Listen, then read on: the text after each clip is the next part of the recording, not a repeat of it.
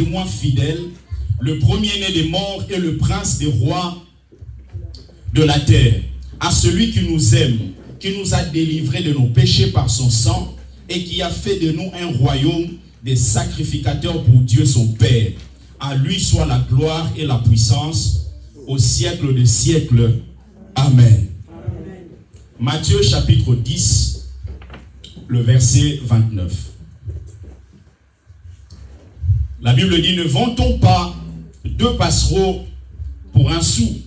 Cependant, il n'en tombe pas un à terre sans la volonté de votre Père. J'aime beaucoup la version d'Arby qui dit, ne vantons pas 2 passereaux pour un sou et pas un seul d'entre eux ne tombe en terre sans votre Père. On va revenir sur ça, c'est très important. Quelqu'un peut dire Amen. Amen. Merci. Asseyez-vous s'il vous plaît dans la présence de Dieu. J'aimerais rendre grâce à Dieu pour l'homme de Dieu Jonathan, le frère Marcelo, qui sont les nôtres. Et ma pensée, la manière de voir les choses, c'est de pouvoir valoriser ceux qui sont à nous d'abord. Et c'est important parce que quelquefois nous pensons ce qui est meilleur, c'est ce qui est loin. Alors que nous sommes environnés des hommes et des femmes de qualité. Et j'aimerais que l'Église, qu'on puisse joindre nos mains, qu'on puisse apprécier ces hommes, les deux, mon bien-aimé qui est là, celui qui a joué. Est-ce qu'on peut faire mieux que ça? Apprécier le travail qui est effectué. Et c'est une grâce. C'est une grâce. Qui est, qui était et qui vient. Vous savez, bien aimé, lorsqu'on aborde le livre d'Apocalypse, parce que le texte de base qu'on a pris se trouve dans le livre d'Apocalypse. Apocalypse est un livre qui dévoile plusieurs mystères. Plusieurs mystères, des choses qui autrefois étaient des mystères, sont finalement dévoilés dans ce livre d'Apocalypse. C'est un livre excellent et c'est important lorsque vous abordez ce livre que en vous puissiez comprendre que Dieu n'a pas donné Apocalypse pour que Apocalypse soit difficile pour ses enfants. Quelquefois, lorsqu'on aborde le livre d'Apocalypse, on se dit, finalement, Dieu a fait exprès pour que nous ne puissions pas comprendre. Non, parce que Apocalypse signifie révélation. Et lorsque nous entrons dans la révélation est censée démystifier tout ce qui était un mystère. C'est la raison pour laquelle c'est important d'avoir une vision claire de ce livre afin de pouvoir aller beaucoup plus loin avec Dieu. Apocalypse signifie révélation et ma prière, c'est que chacun de nous ici, que Dieu puisse vous accorder une révélation. Amen. Parce que la révélation va vous emmener à ne pas être surpris par des événements. Plusieurs hommes, plusieurs femmes, plusieurs choses leur arrivent.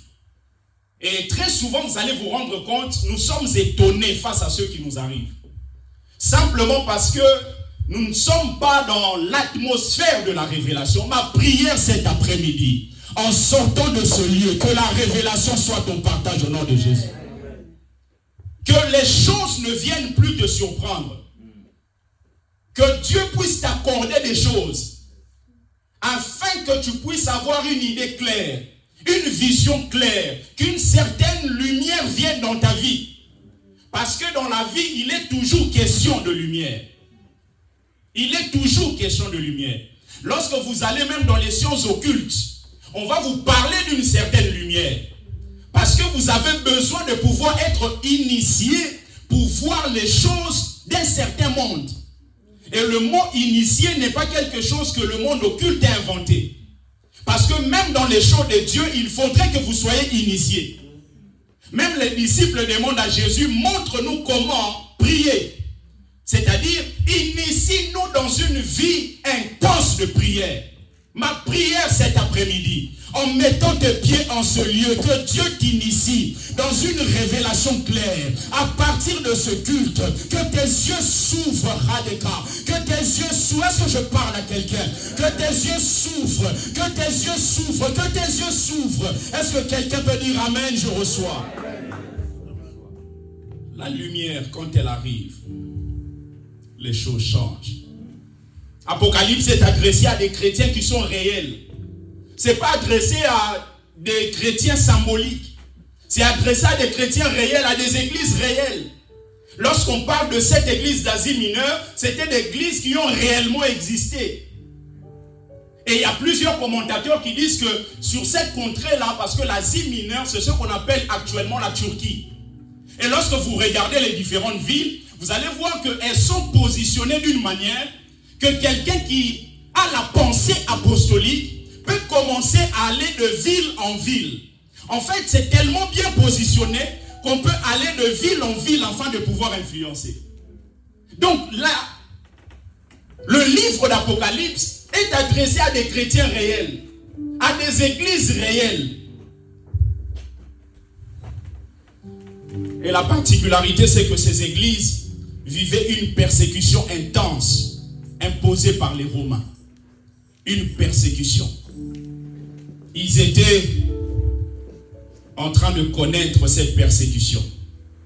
Après la chute de Jérusalem, bien aimé, la province d'Asie mineure était devenue la région où le christianisme gagnait du terrain. Ça gagnait du terrain. Et notamment avec Éphèse, qui est justement comme le point central de cette contrée-là. Et toute la province d'Asie était sous la domination romaine. Donc vous allez vous rendre compte qu'il y a des choses qui sont comme le soubassement de cette contrée-là, qui ne sont pas exactement les mêmes choses que nous vivons, mais il y a quand même des ressemblances. Il y a quand même des choses que nous vivons maintenant qui ressemblent à ce que ces hommes et ces femmes vivaient à cette époque-là. Éphèse était le centre du culte impérial. Les chrétiens bien-aimés devenaient une menace pour le pouvoir romain. Ils devenaient une menace, pourquoi? Parce qu'il y avait un certain culte qui était imposé. Et ce culte vous emmenait à pouvoir célébrer l'empereur. Et tous les chrétiens qui pouvaient s'opposer à ça étaient persécutés. N'est-ce pas aujourd'hui, peut-être on ne vit pas ça de cette manière, mais il y a des choses dans lesquelles lorsque tu dis non, on te vire du boulot. Il y a des choses dans lesquelles lorsque tu dis non, moi je garde ma relation avec Dieu. Il y a certains avantages que vous n'aurez plus. Pourquoi? Parce que nous sommes dans un monde où l'ennemi sait que son temps est compté. Il veut que plusieurs puissent céder. Et ma prière cet après-midi, aucun d'entre nous ne cédera. On ne cédera pas, même si c'est difficile. On tiendra, on restera debout. Et lorsqu'on parle d'Apocalypse, on dit que Apocalypse signifie révélation. C'est la révélation de Jésus-Christ. Cela signifie que Jésus-Christ se révèle lui-même et Jésus-Christ révèle des choses. Il se révèle lui-même et il révèle des choses. C'est pour cela dans Apocalypse chapitre 19, le verset 10, la Bible dit le témoignage de Jésus, c'est l'esprit de la prophétie. J'aime beaucoup la version Bible amplifiée qui dit la substance, c'est-à-dire l'essentiel du contenu de la vérité révélée par Jésus est l'esprit de toute la prophétie. L'esprit de la prophétie. Peut-être ce mot, vous avez déjà entendu ça. Peut-être en droit ou en politique. Lorsqu'on dit l'esprit de la loi. C'est-à-dire, lorsque une loi est votée, il y a toujours un esprit derrière cette loi-là. Pourquoi on veut mettre ça en place? Notamment, vous avez celui qu'on appelle Montesquieu qui a parlé de l'esprit des lois. Vous connaissez Montesquieu, celui qui a parlé aussi des différents pouvoirs. Il y a le pouvoir exécutif, le pouvoir de l'État. Vous avez le pouvoir judiciaire, le pouvoir des juges. Et vous avez le pouvoir législatif. C'est le pouvoir de légiférer. Et ici en France, on a ce qu'on appelle le Parlement bicaméral, c'est-à-dire composé de la chambre basse et de la chambre haute. Vous avez l'Assemblée nationale et vous avez le Sénat. Et il parle de différents pouvoirs. Il dit pour qu'il y ait état de droit, il faut que les trois pouvoirs fonctionnent et que ces trois pouvoirs soient séparés. Et il parle du fait qu'il y a les lois, il y a aussi l'esprit des lois.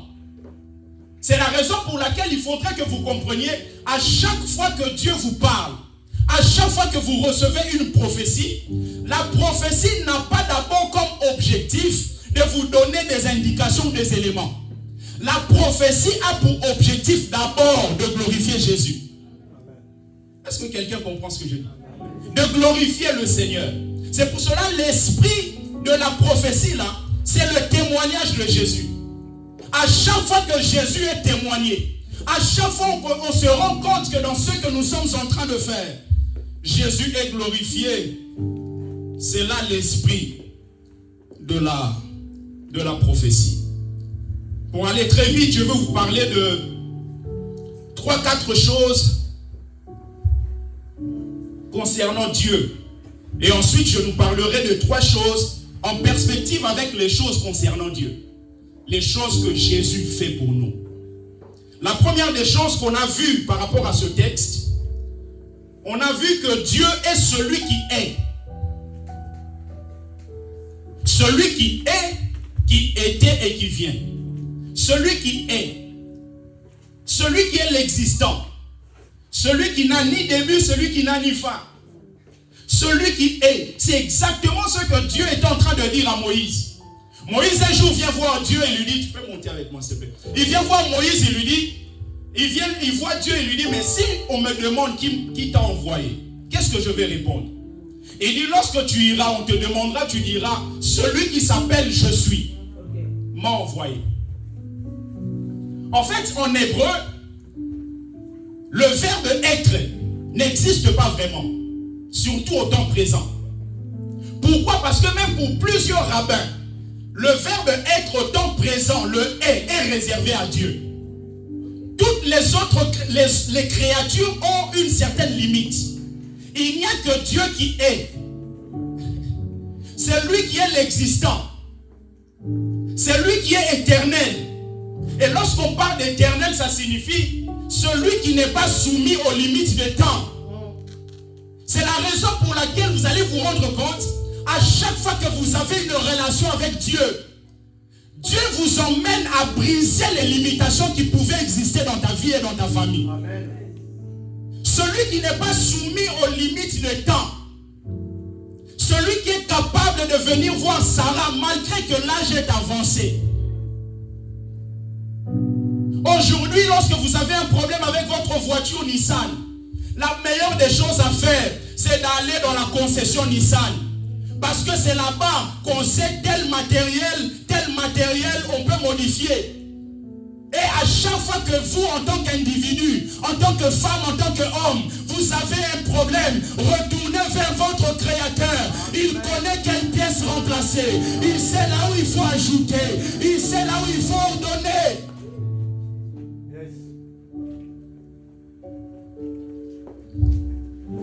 Il dit celui qui s'appelle je suis.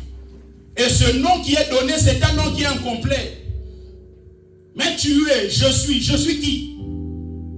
Parce que Dieu prophète ne veut pas être limité, enfermé dans une boîte. Parce que s'il dit, je suis celui qui guérit, il y a des situations qui ne demandent pas la guérison. Il y a des situations qui demandent que tu augmentes mes finances. Il dit, je suis, c'est-à-dire quelle que soit la situation dans laquelle tu peux te retrouver, tu peux ajouter toi-même et vivre les merveilles de Dieu. Non, il y a quelqu'un qui ne comprend pas. Je prie au nom de Jésus, que le Jésus s'intervienne dans ta vie, que le Jésus vienne dans ta famille, que le Jésus vienne comme le bouclier. Je suis ton libérateur. Deuxièmement, il dit, celui qui était. Il n'est pas seulement celui qui est, mais il est aussi celui qui était. Le passé, bien-aimé, nous apprend que Dieu n'a pas changé. Le passé nous apprend qu'il est fiable. Regardez comment vous faites confiance à votre banque. Quand vous avez un peu d'argent, vous dites, je vais mettre dans une banque. Vous connaissez l'état d'âme de vos conseillers. Est-ce Est-ce que vous connaissez l'état d'âme de ceux qui arrivent à voir votre compte et modifier le compte? Nous faisons confiance. J'aimerais dire à quelqu'un, depuis l'éternité, l'Éternel a suffisamment prouvé sa fiabilité. Ah, j'aimerais le dire encore, depuis l'éternité, Papa Dieu a prouvé sa fiabilité. Il est suffisamment fiable pour que tu lui fasses confiance. Il est suffisamment fiable.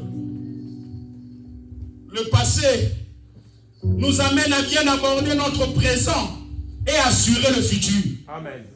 C'est la raison pour laquelle vous allez vous rendre compte quand vous regardez une voiture. La voiture a les rétroviseurs, a aussi ce qu'on appelle le pare-brise. Les rétroviseurs sont plus petits comparés au pare-brise. Cela nous enseigne une chose. Là où vous allez, c'est beaucoup plus important que là où vous avez été. Je répète. Là où vous allez, c'est beaucoup plus important que là où vous avez été. Nous ne sommes plus là où on a été. Mais on n'est pas non plus là où Dieu veut qu'on soit. On se battra, qu'il pleuve, qu'il neige. On avancera attaché à Jésus. Quelles que soient les difficultés, quelle que soit la souffrance, quel que soit, on restera attaché à Jésus. Est-ce que quelqu'un comprend ce que je dis? Reste attaché à Jésus. Il est suffisamment fiable. Suffisamment fiable. Mais vous allez vous rendre compte que les rétroviseurs sont petits. Mais les rétroviseurs peuvent vous donner des indications pour vous permettre d'ajuster votre présent et vous emmener à atteindre votre destinée. Votre destinée. Là où vous avez été, mais pas aussi important que là où vous allez. Troisièmement, concernant Dieu, on dit, il est celui qui vient.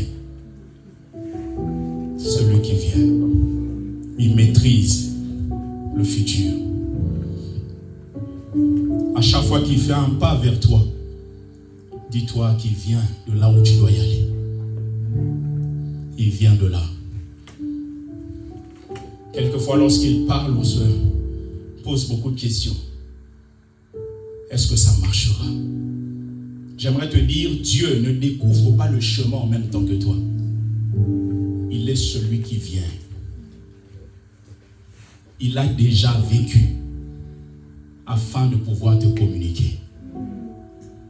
C'est la raison pour laquelle dans le leadership, vous ne pouvez pas emmener des gens là où vous-même vous n'avez pas été. C'est la raison pour laquelle Moïse ne pouvait pas faire entrer le peuple d'Israël à Canaan. Il n'y a que Josué qui pouvait le faire. Moïse n'avait jamais vu Canaan. Moïse avait vu Horeb. Parce qu'un jour, Dieu est venu lui parler à Horeb. Il lui dit, tu es ici sur cette montagne. Va récupérer mon peuple, afin que mon peuple vienne m'adorer ici. C'est-à-dire, tu as déjà piétiné Horeb. Tu es maintenant habilité de pouvoir aller récupérer mon peuple, afin que mon peuple puisse m'adorer ici. Mais concernant Canaan, il ne pouvait pas y aller. C'est la raison pour laquelle c'est Josué qui a pu faire entrer le peuple d'Israël à Canaan. Parce que rappelez-vous, lorsque Moïse a envoyé des espions pour aller explorer la terre promise, Josué et Caleb faisaient partie de ces espions-là. Donc Josué était déjà à Canaan. Il avait déjà piétiné Canaan, avait déjà touché la ville de Canaan. Et comme il avait déjà atteint Canaan, il pouvait récupérer le peuple afin de les introduire là-bas. Maman, tu veux qu'une vie de prière intense arrive dans ta famille. Entre déjà dans une vie de prière intense. Ta famille te suivra. Je dis à quelqu'un, ta famille te suivra.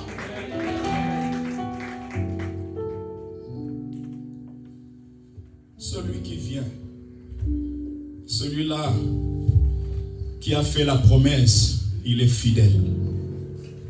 Il est fidèle. Pour aller terminer, on a vu que Dieu est, il était, et il est celui qui vient. Mais 3 choses ou 4 choses que Jésus fait pour nous, en perspective avec les 3 dimensions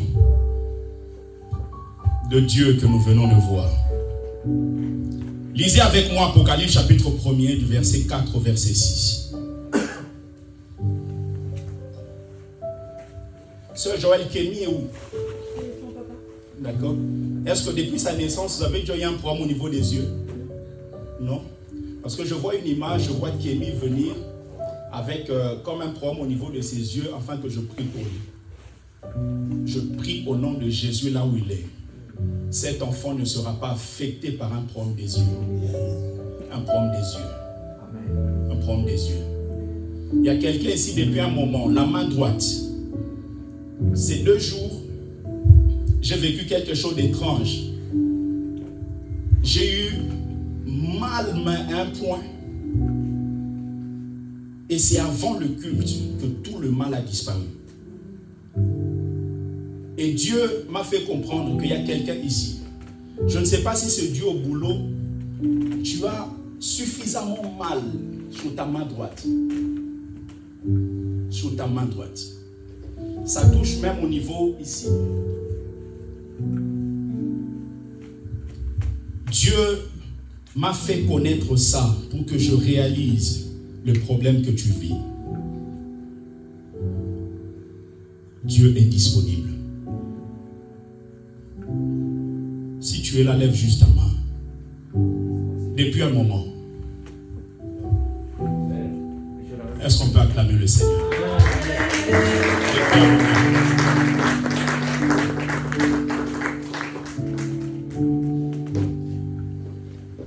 Levez juste votre main, je vais prier.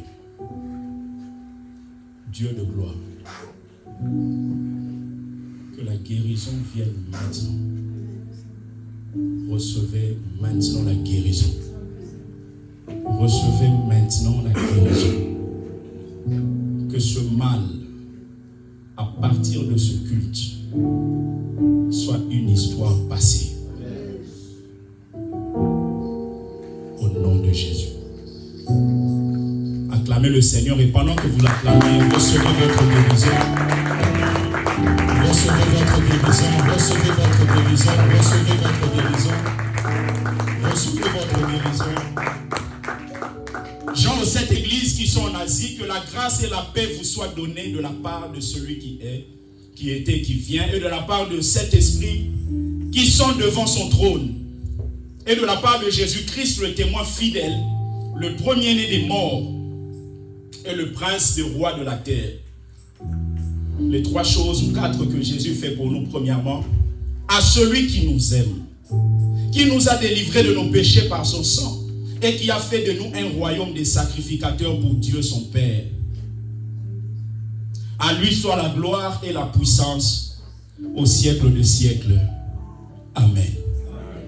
Premièrement, ce que Jésus fait pour nous, j'aimerais le dire calmement, il nous aime. Amen. Il nous aime. Et il nous aime, là, c'est un présent continu. En mettant en perspective avec le Dieu qui est. Il est, il continue à l'être, il continue, il continue. À celui qui nous aime. Il ne nous aime pas, il nous aime aujourd'hui et demain, il commence à nous haïr. Il nous aime d'une manière continue. Et je reviendrai peut-être pour quelques détails concernant l'amour, mais vous devez savoir que l'amour est une loi. L'amour est une loi. Cela signifie que l'amour, dans cette perspective de la loi n'a pas de sentiment pour varier à tout moment. C'est exactement ce qui donne même les stabilités des institutions dans une nation. Si vous avez une nation dans laquelle les lois peuvent varier chaque jour, mais vous êtes dans une nation très instable. On vous dit aujourd'hui, vous pouvez rouler à 90 sur cette route. Demain à 9h, on vous dit non, finalement c'est 70. Mais si tu avais dormi et tu t'es réveillé juste pour sortir, aller au travail, on va t'arrêter. Donc vous voyez que la loi a pour vocation à être constante. Et c'est important de le savoir. Jean chapitre 13, verset 34 dit: je vous donne un commandement nouveau. Aimez-vous les uns les autres. Je vous donne un commandement nouveau, une loi nouvelle. Et c'est important de le savoir que Dieu vous aime même lorsque vous tombez dans ce qui lui déplaît. Dieu ne vous aime pas seulement lorsque vous faites ce qui est bon pour lui. Dieu vous aime même lorsque vous tombez dans ce qui lui déplaît. En fait, il faudrait que vous compreniez ça. Regardez le texte qu'on a lu dans Matthieu chapitre 10, verset 29. On dit, ne vantons pas deux passerons pour un sou, et pas un seul d'entre eux ne tombe en terre sans votre Père. Sans votre Père. On ne dit pas qu'il tombe en terre sans que le Père le sache, il le sait. Il tombe en terre sans votre Père. Cela signifie, même lorsque vous vous retrouvez dans un trou, il faudrait que vous compreniez que Dieu est là. Amen. En fait, Dieu ne tombe pas dans ce pourquoi vous êtes tombé, mais il est avec vous parce que son objectif c'est de vous relever. C'est la raison pour laquelle lorsqu'il vient voir Pierre, j'aime beaucoup la vie de Pierre. Il vient voir Pierre à la fin du livre de Jean. Mais vous allez vous rendre compte que le livre de Jean est un livre excellent. Pourquoi le livre de Jean commence par dire à tous ceux qui l'ont reçu, à ceux qui croient en son nom, la parole, la lumière a donné le pouvoir, l'exousia de devenir enfant de Dieu. Cela nous montre que le fait de croire en Dieu, c'est la fondation de la vie chrétienne. Mais il faut faire toujours la différence entre la fondation et le fondement. Parce que la fondation, c'est ce qui est bâti sur le fondement. Or, le fondement, c'est Jésus. L'apôtre Paul dit, j'ai posé le fondement comme un sage architecte. Et que chacun prenne garde à la manière dont il bâtit dessus. Car personne ne peut poser un autre fondement que celui qui a été posé, à savoir Jésus-Christ. J'aimerais dire à quelqu'un, si ta foi, tu dis tu as la foi, mais ta foi n'est pas basée sur le fondement, ta foi finira par périr.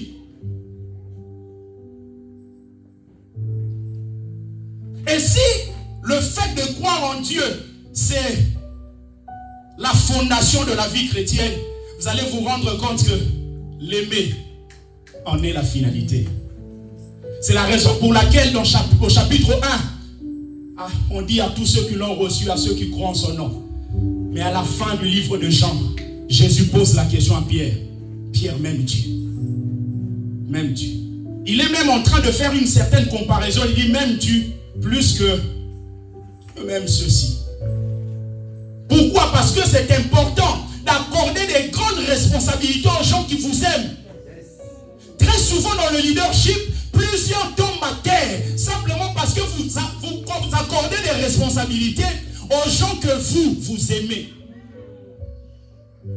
Quelqu'un que vous aimez le plus peut vous faire du mal à tout moment. Mais quelqu'un qui vous aime sincèrement va réfléchir 3 fois avant de faire du mal. C'est la raison pour laquelle à partir de maintenant, que tu fasses le mouvement, que tu fasses un business, commence à donner des choses aux gens qui t'aiment.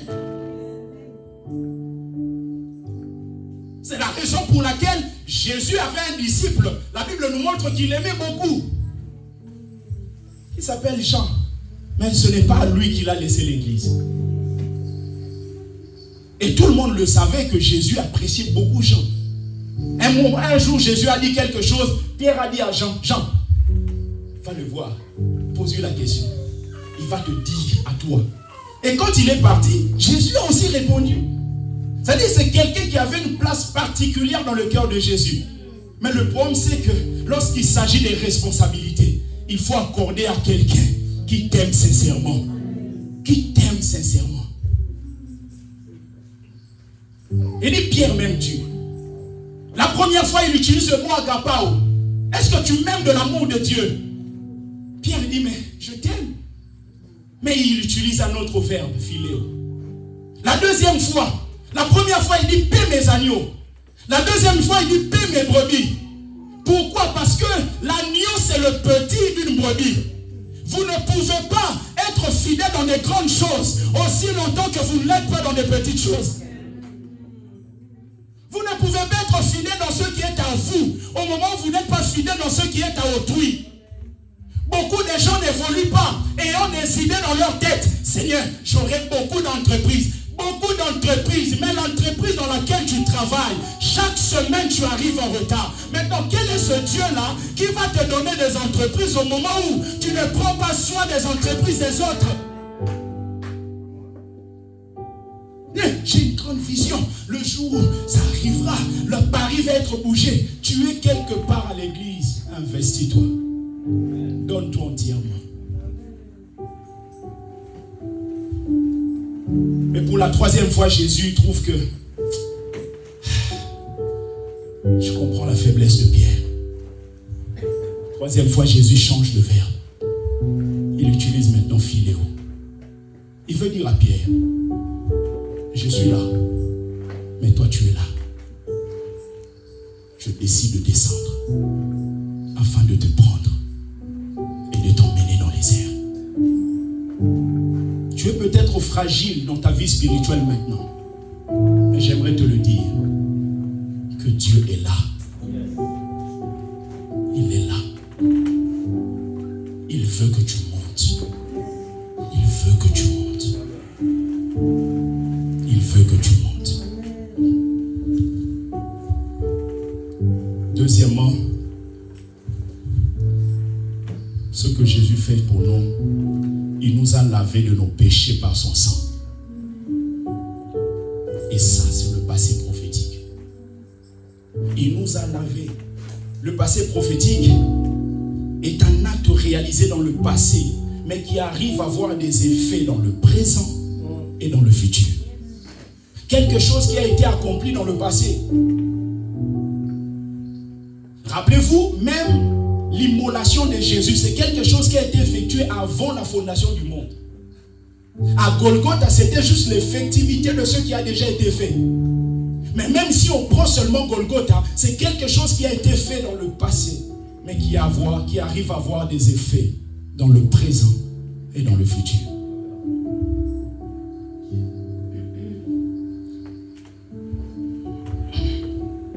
Très souvent, plusieurs ne comprennent pas la déclaration de Jésus. Rappelez-vous, lorsqu'il était dans ce jardin, il dit, Père, s'il est possible, éloigne de moi cette coupe. Après, il dit, non, pas ma volonté, mais ta volonté. Très souvent, on interprète en disant, Jésus voulait vraiment que la coupe s'éloigne de lui, mais il s'est rappelé qu'il doit donner naissance à l'église et tout ça. Bien aimé, Jésus était venu pour se donner. Jésus, on ne l'a pas tué. Jésus s'est donné. En fait, le tuer, ça faisait partie du plan de sa vie qui était donné. C'est parce qu'il s'est donné qu'on l'a tué. On ne l'a pas tué parce qu'il ne pouvait pas se passer de ça. Il pouvait se passer de ça. Mais lui, il était venu pour se donner. Donc, Jésus, même lorsque vous lisez ce texte, il dit, allons-y parce que je dois me donner. Je dois me livrer. Mais qu'est-ce que cela signifie? Cela veut dire, Jésus voulait dire au Père, Père, tu es le Père qui a des plans. Si la coupe qui arrive participe à l'accomplissement de tes plans, alors je veux la boire. Mais si la coupe qui arrive ne participe pas à l'accomplissement de tes desseins, éloigne-moi de ça. C'est la raison pour laquelle vous devez comprendre que toutes les coupes ne sont pas des coupes à boire. Oh papa, les épreuves, la vie est composée des épreuves. L'épreuve, c'est quelque chose de biblique. C'est quelque chose de spirituel. Mais il faudrait que vous compreniez qu'il y a des coupes. Quand vous pouvez regarder ça de loin, vous dites, tu sautes. Pourquoi? Parce que ça ne contribue pas à la réalisation des desseins de Dieu.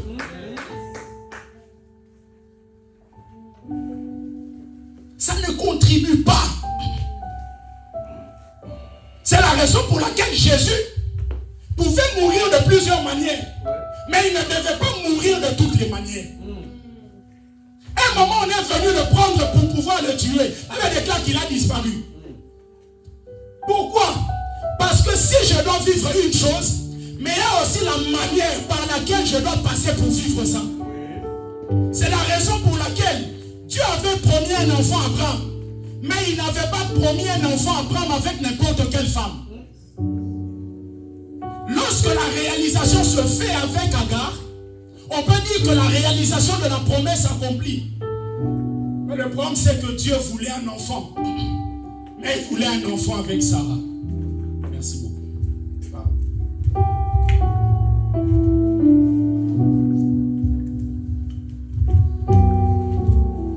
Il voulait un enfant avec Sarah. Père, s'il est dans ton intérêt d'enlever cette souffrance, je te prie de le faire. Je te prie de le faire. Parce qu'il y a certaines choses qu'on impose aux gens, mais par le vocabulaire ecclésiastique, on commence à penser que ça doit rester comme ça.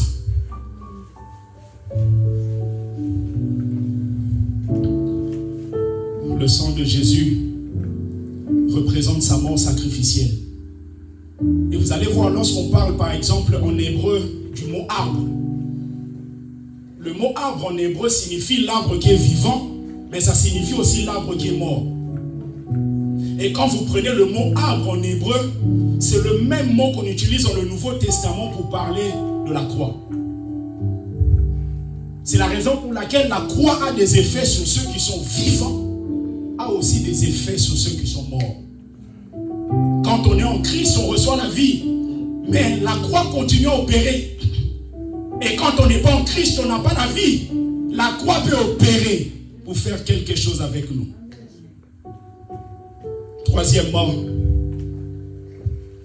ce que Jésus fait, il a fait de nous un royaume, des sacrificateurs pour Dieu son Père. Un royaume. Un peuple de rois, des prêtres. La particularité d'un roi, c'est que le roi domine. Or, la pensée de Dieu, quand il donnait la domination à l'homme, ce n'était pas pour que l'homme domine les autres humains. Quand vous lisez Genèse, Dieu dit, domine sur les poissons de la mer, sur les objets, sur les choses. C'est à cause du péché que les hommes commencent à dominer sur les autres hommes. Et lorsque Dieu parle de la domination, cela signifie avoir une certaine autorité spirituelle. Ne pas vivre comme étant la queue, vivre comme étant la tête. Parce que la particularité de la queue, c'est que la queue suit, mais la tête dirige. Tu as trop subi. Décide par l'autorité de Dieu de pouvoir commander dans la dimension spirituelle. Un prêtre, quelqu'un qui parle à Dieu des hommes et qui parle aux hommes de Dieu. Un intermédiaire. Un intermédiaire. Et Jésus, pour finir, a manifesté son amour. Et a manifesté son amour au moment où les hommes le méritaient le moins. Jésus prie, il dit, Père, pardonne-leur, car ils ne savent ce qu'ils font. Jésus ne prie pas pour ses amis, mais Jésus prie pour les Juifs et les Romains qui le haïssaient. Jésus désire le meilleur pour les gens qui sont des pires. Il manifeste le plus grand amour au moment où on le déteste le plus. Malheureusement, dans nos vies, plusieurs d'entre nous, notre amour baisse au fur et à mesure qu'on nous déteste. Plus quelqu'un nous déteste, plus notre amour baisse. Jésus dit, Père, pardonne-leur. Mais vous allez vous rendre compte que cette parole s'est accomplie dans Actes chapitre 2. Parce que même quand il demande ça, le Père ne lui a pas répondu. Pourquoi? Parce que le pardon de Dieu demande la repentance. C'est ainsi que lorsque ils ont vécu l'événement de Pentecôte, ils ont posé la question à Pierre. Homme, frère, que ferons-nous? C'est là que Pierre a répondu. Repentez-vous et que chacun de vous soit baptisé au nom de Jésus-Christ pour le pardon de vos péchés. Et vous recevrez le don du Saint-Esprit. Et vous recevrez. Il dit vous recevrez. Et cet après-midi, nous voulons recevoir. Nous voulons recevoir. Nous voulons recevoir parce que nous avons compris que nous avons apporté des choses. Un peu comme la reine de Séba, nous avons apporté notre louange. On a apporté peut-être nos biens qu'on bénira l'église. Mais on a compris que lorsqu'on lui donne, lui nous donne beaucoup plus que ce que nous avons donné. La reine de Séba est venue voir le roi Salomon. Salomon avait tout. Elle ramène des présents et la Bible déclare que Salomon lui a donné beaucoup plus que ce qu'elle avait apporté. Nous voulons recevoir une onction fraîche. Pourquoi? Parce que les défis sont nombreux. Vous avez besoin d'une onction particulière parce que l'onction, c'est l'amplificateur. Je peux parler ici, mais lorsque je mets le micro, il y a la différence. L'amplificateur vous emmène à avoir des résultats beaucoup plus importants. Et jour après jour, vous avez besoin d'une onction fraîche. L'onction qui fait que lorsque vous travaillez, là où vous travaillez là, l'onction peut vous distinguer. Dieu n'a pas besoin de beaucoup pour faire grand. Il ne faut pas être grand pour commencer. Il faut commencer pour être grand.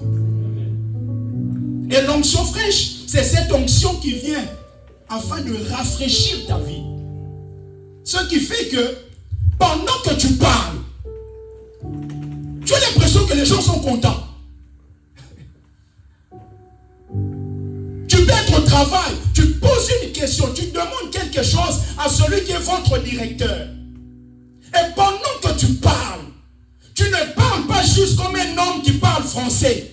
Tu parles avec une huile radicale qui t'accompagne et tu as la faveur de Dieu qui te poursuit. Et ça, c'est une grâce. Parce que la grâce révèle deux dimensions. Il y a la dimension de ce qui est gracieux et il y a la dimension de ce qui est gratuit.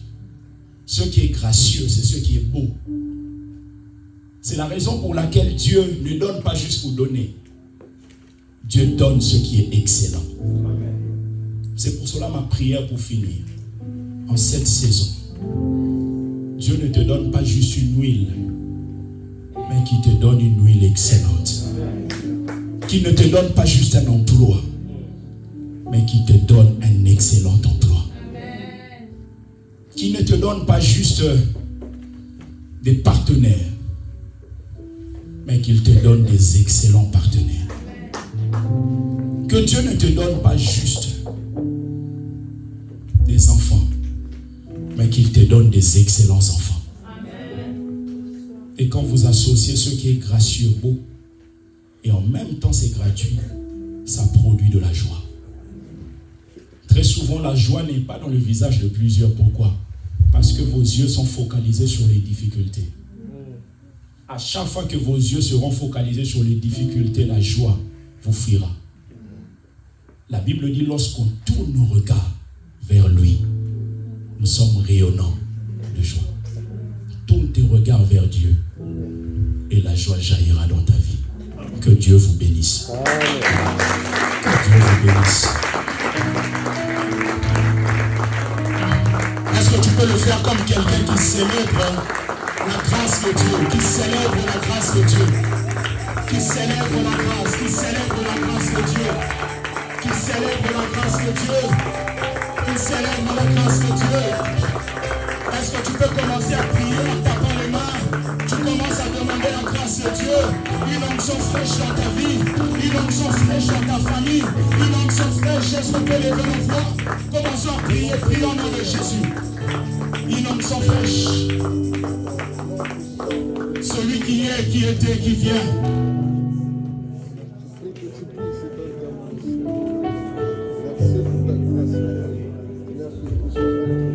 Demande la grâce de Dieu dans ta vie, dans ta famille, dans ton emploi, dans ton travail. La grâce de Dieu. Une huile fraîche. Une huile fraîche. Une huile fraîche. Une huile fraîche. Une huile fraîche. Une huile fraîche. Une huile fraîche. Une huile fraîche.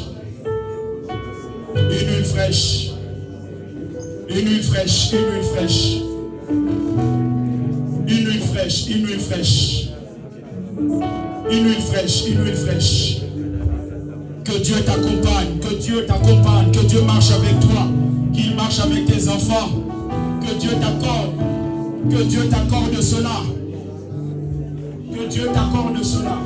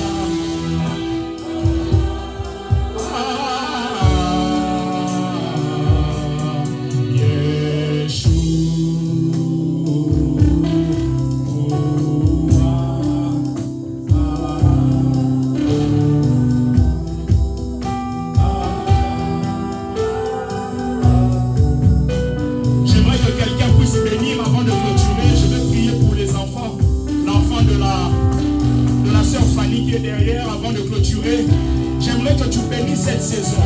Il y a des défis qui vont arriver dans ta vie, dans ton ministère. J'aimerais que tu dises à Dieu, Seigneur, garde-moi debout. Garde-moi debout. Les défis sont nombreux. Garde-moi debout. Est-ce qu'on peut, s'il vous plaît, taper les mains pendant 2 minutes?